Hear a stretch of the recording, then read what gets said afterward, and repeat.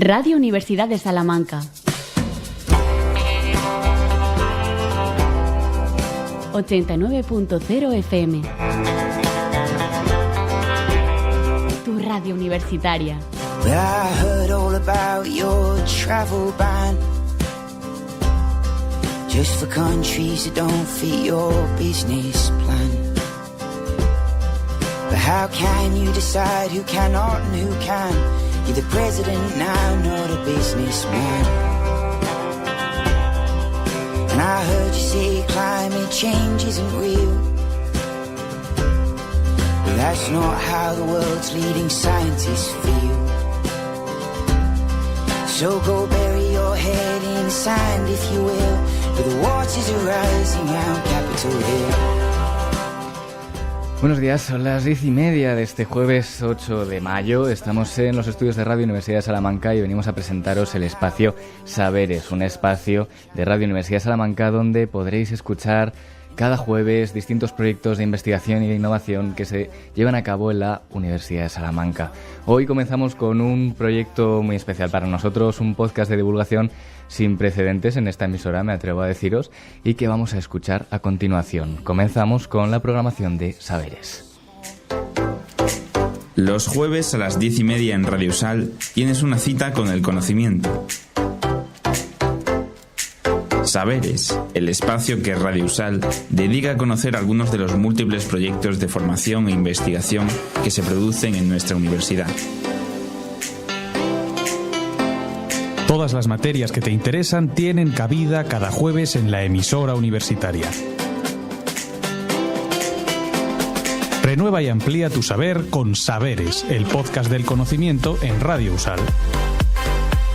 Y este primer espacio de Saberes va a contar con un podcast muy especial. Se llama Analizando el Presente y viene fresquito, recién salido del horno de la Facultad de Filosofía. Este podcast lo ha realizado el Taller de Análisis del Presente, que es un proyecto de innovación docente en el que se pretende aplicar a los medios de comunicación y al análisis de noticias y todas estas cosas, las herramientas de la filosofía.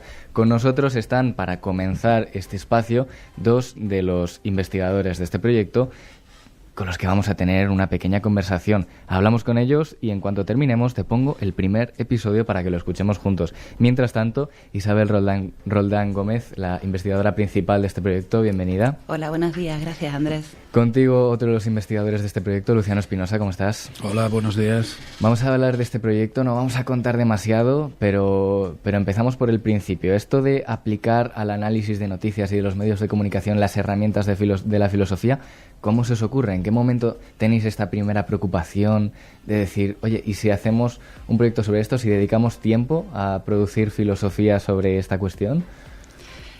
Bueno, en realidad, más que una idea de tipo chispazo, ¿no?, como el eureka, es más bien, creo, la naturaleza de la propia filosofía, aunque a veces nuestro trabajo se nos olvida, ¿no? Como tenemos que leer textos de otros siglos, parece que no vivimos en el mundo presente. Entonces, el proyecto surge para dar recorrido a esa idea clave de la propia filosofía, que no es nueva, es de siempre.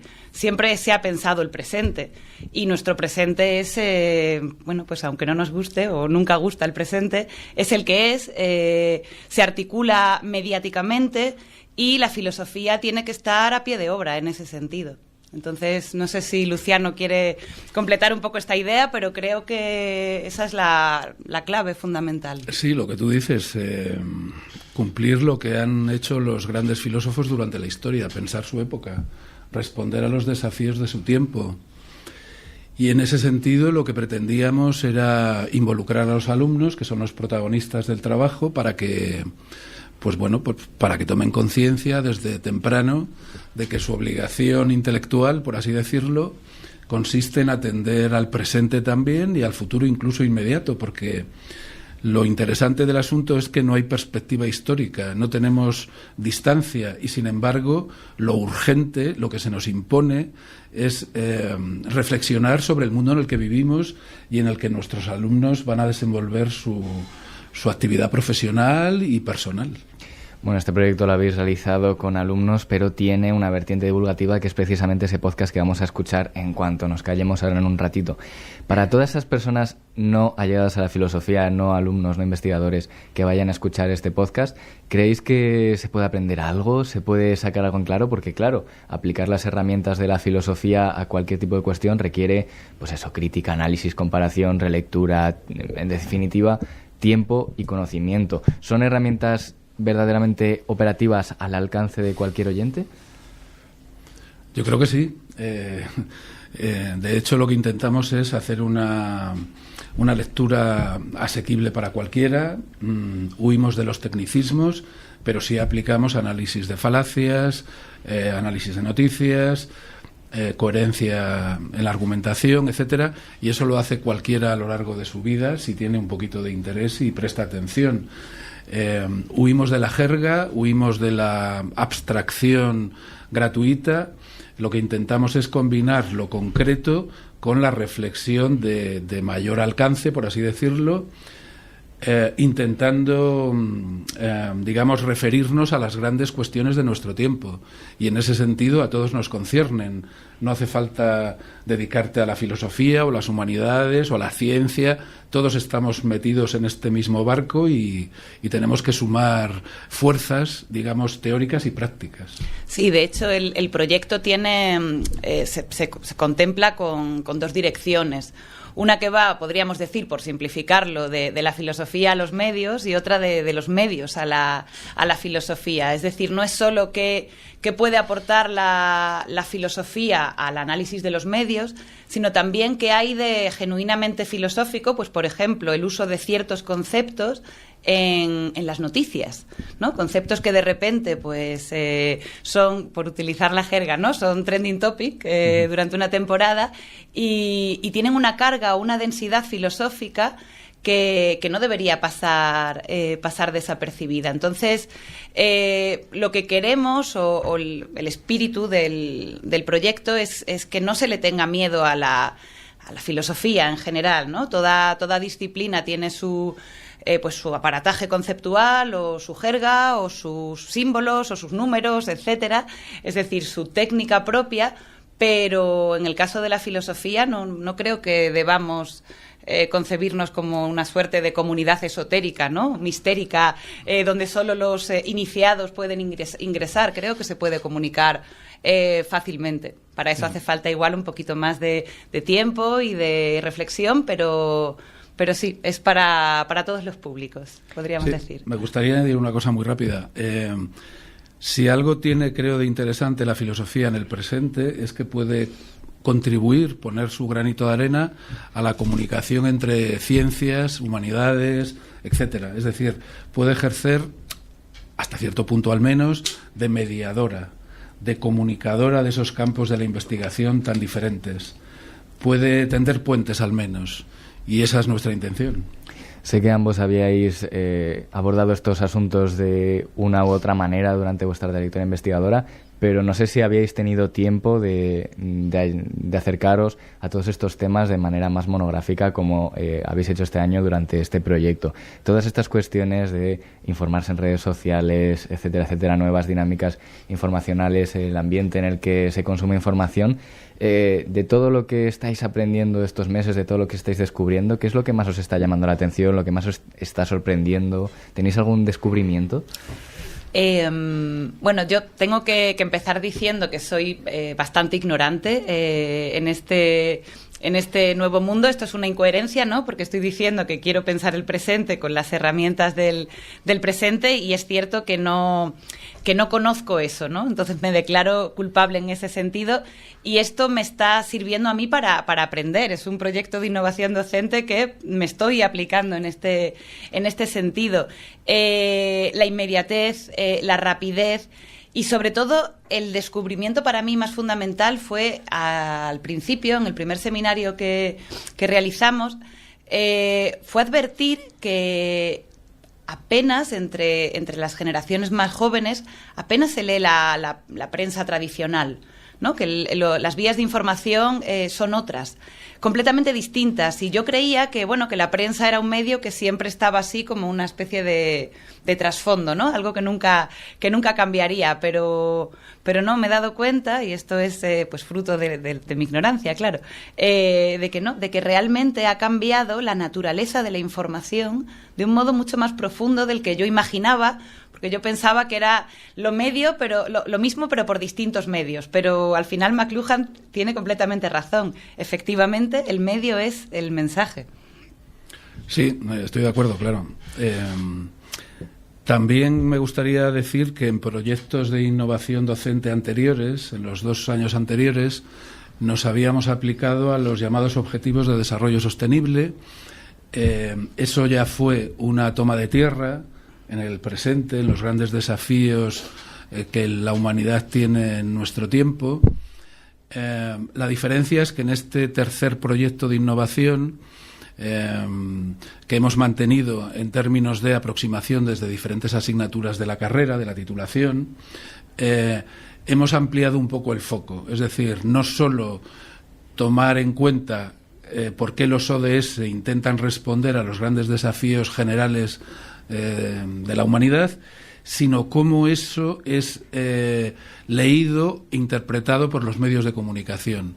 Entonces eso da más oportunidad para entender la mediación informativa en la aplicación de esas teorías más amplias. Es como una forma de traerlo más a lo micro y al día a día. Y en efecto es un trabajo que nadie puede hacer sin practicar, y todos estamos aprendiendo, profesores y alumnos, sobre la marcha. Yo tengo la sensación, no sé si lo compartís, de que precisamente el consumo de información en general es una de las cosas que más notamos cuando hablamos de brecha generacional. ¿Cómo estáis viviendo esto? Con mucha perplejidad, en mi caso, aunque también creo que... no sé, en esto siento cierta ambivalencia, porque por una parte creo que hay una resistencia generacional, y me lo aplico, creo que soy culpable, y hay un punto de, permíteme la expresión, de cebollitismo, ¿no? De abuelos cebolletas, y yo también soy una abuela cebolleta en esto de, no, en mis tiempos, la información, etcétera, ¿no? Esta cosa... Creo que hay un punto en el que eso es cierto, es decir, yo echo de menos otra forma de la información, un poco más lenta, también de la atención, pero creo que eso a veces sirve como una excusa para no vivir en el presente. Entonces, soy completamente culpable de aquello que critico, entonces no te puedo decir mucho, porque ya digo que yo no estoy acostumbrada a esta forma de información, pero creo que en mi generación, no sé si tanto, pero tal vez en la de Luciano un poco más, a veces hay una resistencia al presente, y aunque el presente no nos guste, es el que tenemos, y eso ha pasado en todos los presentes de la historia. Entonces, no sé si te he contestado, pero es más bien una sensación, más que un pensamiento que pueda defender. No tengo una tesis al respecto. Bueno, yo suscribo lo que dice Isabel. En efecto, a medida que tienes años, que cumples años, te vas dando cuenta de que el tiempo se acelera, y de que tu experiencia de la vida poco a poco queda desfasada, por mucho que intentes estar al tanto de lo que ocurre. Y además tiene que ser así, porque las nuevas generaciones, pues eso, a lo largo de la historia, como se ha dicho, tienen un papel hasta cierto punto rompedor o de cambio. Aquí la cuestión, sin embargo, creo que tiene un rasgo muy particular, y es que han aparecido nuevas tecnologías que permiten nuevas formas de comunicación que nunca han existido. Y eso genera nuevos retos, nuevos desafíos, porque como todos sabemos, estas tecnologías facilitan la desinformación. Es decir, no cumplen el papel para el que estuvieron en principio llamadas, que era facilitar la comunicación, ser más horizontales, abrir, digamos, el debate a capas de la población que antes no participaban en los medios tradicionales de comunicación. Y eso, que era una gran opción igualadora y hasta cierto punto emancipadora, se ha convertido un poco en lo contrario. Es decir, la manipulación, el imperio del algoritmo, pues eso, la mentira como herramienta no solo de hecho, eso ha ocurrido siempre, sino de derecho. Es decir, la mentira casi como un derecho político y social aceptado, ¿no? El cinismo absoluto. Ese es el problema. No que haya nuevas formas de comunicación, ni que las nuevas generaciones busquen su propio camino, sino que esas formas de comunicación están en poder de determinada gente que las usa en función de su agenda ideológica y política y económica. Y eso es lo terrible, que creemos ser más libres cuando en realidad estamos siendo aún más manipulados de lo que lo éramos antes. Bueno, ya sabéis que hace tiempo que no me resisto a hacer cierto tipo de examen o de comentario de texto a los profesores que tengo en el estudio, así que vamos a hacer un pequeño avance del podcast, vamos a poner cómo empieza y vamos a comentar ese primer fragmento con el que habéis querido comenzar el podcast. Suena así. Me considero como un periodista en la medida en que lo que me interesa es la actualidad, lo que pasa en torno nuestro, lo que somos, lo que sucede en el mundo. La filosofía, hasta Nietzsche, tenía por razón de ser la eternidad. El primer filósofo periodista ha sido Nietzsche. Él ha introducido la actualidad en el campo de la filosofía. Antes, la filosofía conocía el tiempo y la eternidad, pero Nietzsche tenía la obsesión de la actualidad. Yo pienso que el futuro es aquello que hacemos de él.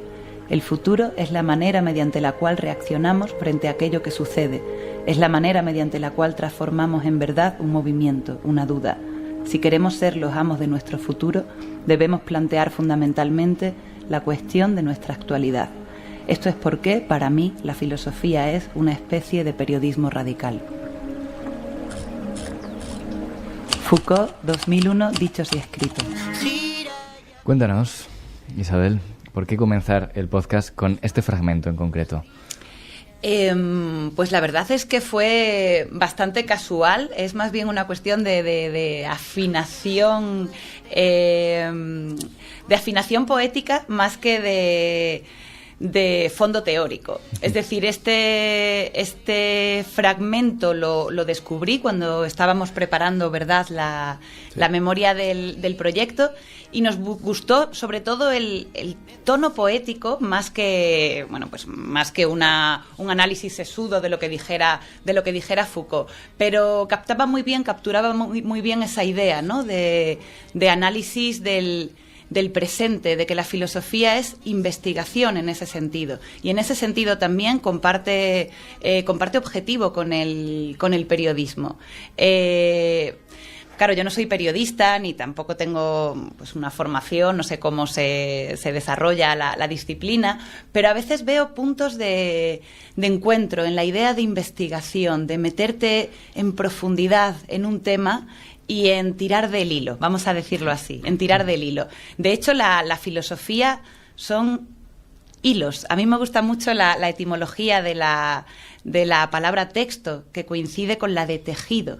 Pues si la filosofía es analizar esos, ¿no?, hilos teóricos del mundo, la investigación es lo mismo, es tirar del hilo, ¿no? Y esto lo podríamos relacionar luego ya, por ponernos estupendos, con el hilo de Ariadna, salir del laberinto, etcétera. Pero bueno, creo que con eso contesto más o menos. Sí, estoy de acuerdo. Creo que hay que buscar intersecciones en todos los ámbitos de conocimiento y de acción pública.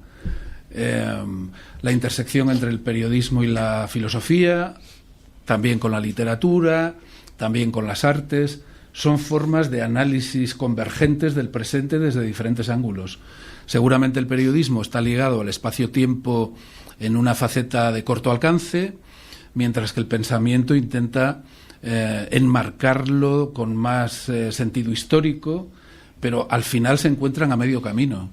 La cita creo que resume muy bien el espíritu de anclarse en el espacio-tiempo, de no especular en el aire, de tocar tierra. Bueno, quiero que me habléis también de algunos ejemplos de esas herramientas de la filosofía que se pueden aplicar al análisis de noticias. Voy a aprovechar que os he puesto un temazo para inaugurar este espacio y vamos a hacer un poco un comentario, no tanto de un texto filosófico, sino también de una canción como esta.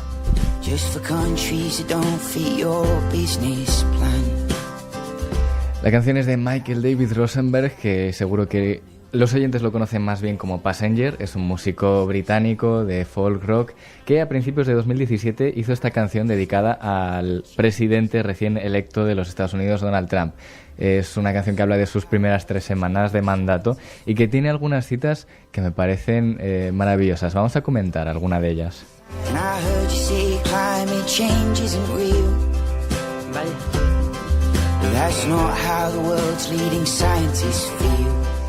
Uno de los versos le dice: he escuchado que dices que el cambio climático no es real, pero esa no es la sensación de los científicos más influyentes del mundo. Lo que comentábamos antes, ¿no? Se puede mentir a cualquier precio, incluso siendo el presidente de una nación.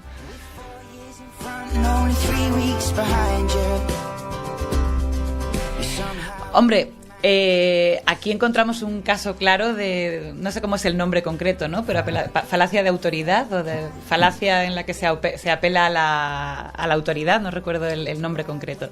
Y es lo que viene a decir el presidente Donald Trump, ¿no? De los... no sé si la pregunta que has hecho, que lo que decía Donald Trump era que los científicos más influyentes negaban el cambio climático. No. Vale, es que no he entendido bien. Vale, pues... Dice: he escuchado que dices que el cambio climático no es real. Es como una carta al presidente. Dice: pero esa no es la sensación de los científicos más influyentes. Vale. Había entendido mal la... Hombre, es obvio en este caso que es el presidente Donald Trump, pues tiene sus intereses particulares, como no podía ser de otro modo, y está sucediendo. Se niegan evidencias científicas en este y en muchísimos otros campos. Sí, el problema es que se niega el conocimiento. Se impugna ideológicamente todo aquello que la ciencia, las diferentes ciencias y formas de saber afirman.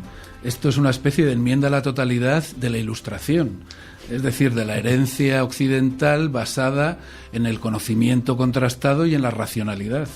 Esto es gravísimo, y si The Messenger tuviera que escribir una canción sobre los primeros 3 meses de la actividad de este señor ahora, no podría, porque la barbarie ha explotado a un nivel auténticamente inconcebible. Sí, porque esto es del 2017, es decir, en el primer mandato. Claro, es que si volviera a hacer una segunda parte de la canción... Bueno, a mí me encantaría. And you say that you'll make America great.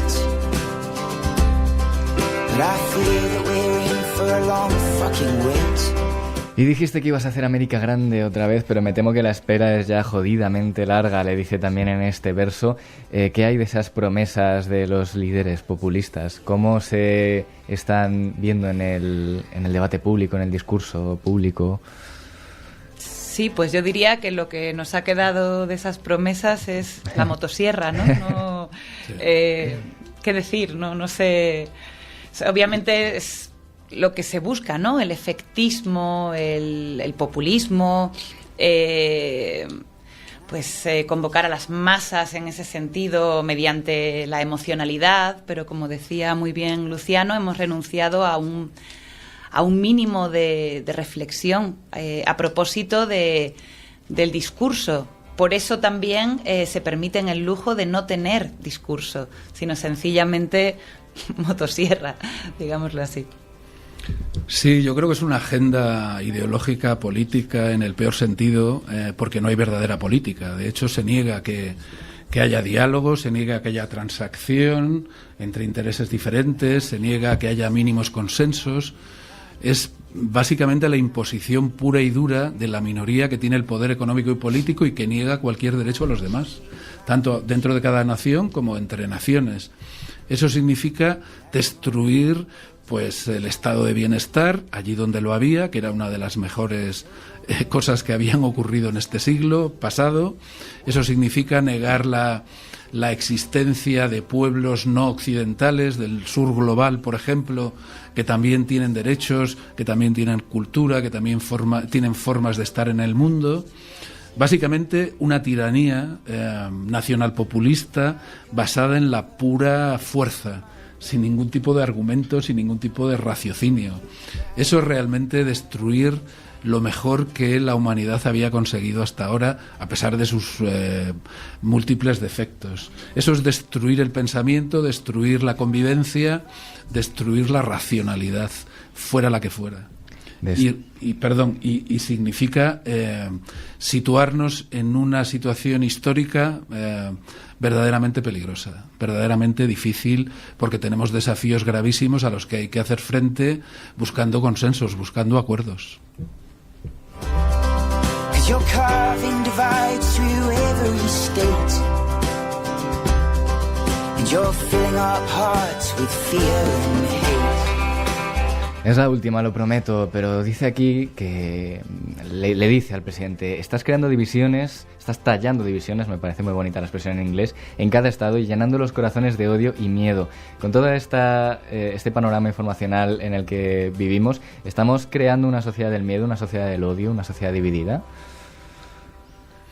Yo creo que sí. Claro, es su herramienta, divide y vencerás, ¿no? Como decía antes Isabel, se habla para las tripas, se intenta movilizar las emociones más básicas.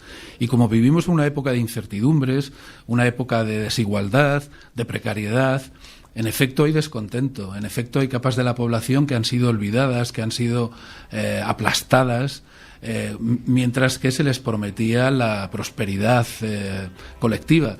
Entonces, ese enfado y ese temor legítimos están siendo aprovechados por estos individuos, por estas élites, para generar en efecto más miedo, más división y en ese sentido manipular mejor al conjunto de la población. Por eso les gusta tanto hablar de pueblo. A mí no me gustó nada. Aprovecho para decirlo como anécdota. Cuando aparece la palabra pueblo salgo corriendo porque ya están practicando el uso de una categoría absolutamente falseada. Lo que hay son ciudadanos con derechos y deberes. Lo que hay son instituciones. Lo que hay son leyes. Y lo que hay que hacer es cumplirlas, compartirlas y cumplirlas. Y en ese sentido lo demás, la lucha del pueblo contra las élites, contra la casta dirigente, sea en el discurso de izquierda o en el discurso de derecha, me parece que falsea absolutamente el problema. Y claro, se aprovechan, ya digo, de ese dolor, de ese miedo, lo aumentan y en ese sentido arrastran a capas cada vez mayores de población. Y cumplen lo que siempre se ha buscado, desgraciadamente, en muchos momentos de la historia: que la gente, que los ciudadanos vendan libertad a cambio de seguridad. Seguridad, por cierto, que es absolutamente falsa, porque lo que prometen, Make America Great Again y todas estas historias, es absolutamente falso, lo estamos viendo, la política de aranceles, la inseguridad geopolítica, financiera. Es decir, vendemos la libertad a cambio de una seguridad absolutamente imposible de conseguir mediante el disenso y el conflicto permanente. Sí, además está esta cuestión, ¿no?, de hablar a emociones muy, muy primarias, al miedo, al odio, ¿no?, que dice la canción. Claro, es que lo que ha comentado Luciano, el cumplimiento de las leyes, las instituciones, la pura sobriedad argumental no parece tan sexy como odia o siente esto, ¿no? Que es más inmediato, es más de las tripas, es más fácil. La sobriedad o la calma o la reflexión requiere un cierto esfuerzo que en una época, por conectarlo con lo anterior, ¿no?, que en una época donde todo es inmediato, donde todos son destellos, donde todos son lucecitas, parece que no se admite. Entonces, claro, el odio es sencillo, es inmediato, a veces es legítimo, podríamos incluso decir, en según qué circunstancias, pero no tiene recorrido político y social. Pues Isabel Roldán, muchísimas gracias por acompañarnos. Yo quería decir, para finalizar, quería dar las gracias, por supuesto, a los compañeros del proyecto, muy especialmente al alumnado de filosofía, que está participando pues maravillosamente, y muy, muy especialmente a Andrés Maldonado, aquí presente, porque esto no sé si lo comentamos, pero él también formó parte del diseño del proyecto, en parte porque esto salió adelante con la aceptación de que Radio Usal y el programa de la penúltima palabra participase en el desarrollo del proyecto. Así que muchísimas gracias, Andrés, por formar parte de esto. Muchas gracias, en efecto. Pues muchas gracias a vosotros por contar con nosotros. Efectivamente, sí, vale, no lo he dicho, pero el podcast que vamos a escuchar a continuación lo presento yo. Bueno, es lo que hay. Os dejamos en esta emisión de Radio Usal con el primer episodio de este podcast analizando el presente que hemos realizado, producido por Satio Producciones con el proyecto de innovación docente Taller de Análisis del Presente. No os lo perdáis, ¿no? Radio Usal Podcast.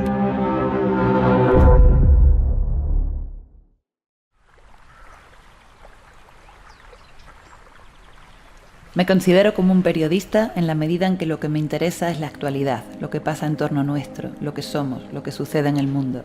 La filosofía, hasta Nietzsche, tenía por razón de ser la eternidad. El primer filósofo periodista ha sido Nietzsche. Él ha introducido la actualidad en el campo de la filosofía. Antes, la filosofía conocía el tiempo y la eternidad, pero Nietzsche tenía la obsesión de la actualidad. Yo pienso que el futuro es aquello que hacemos de él. El futuro es la manera mediante la cual reaccionamos frente a aquello que sucede. Es la manera mediante la cual transformamos en verdad un movimiento, una duda. Si queremos ser los amos de nuestro futuro, debemos plantear fundamentalmente la cuestión de nuestra actualidad. Esto es porque, para mí, la filosofía es una especie de periodismo radical. Foucault, 2001, Dichos y Escritos.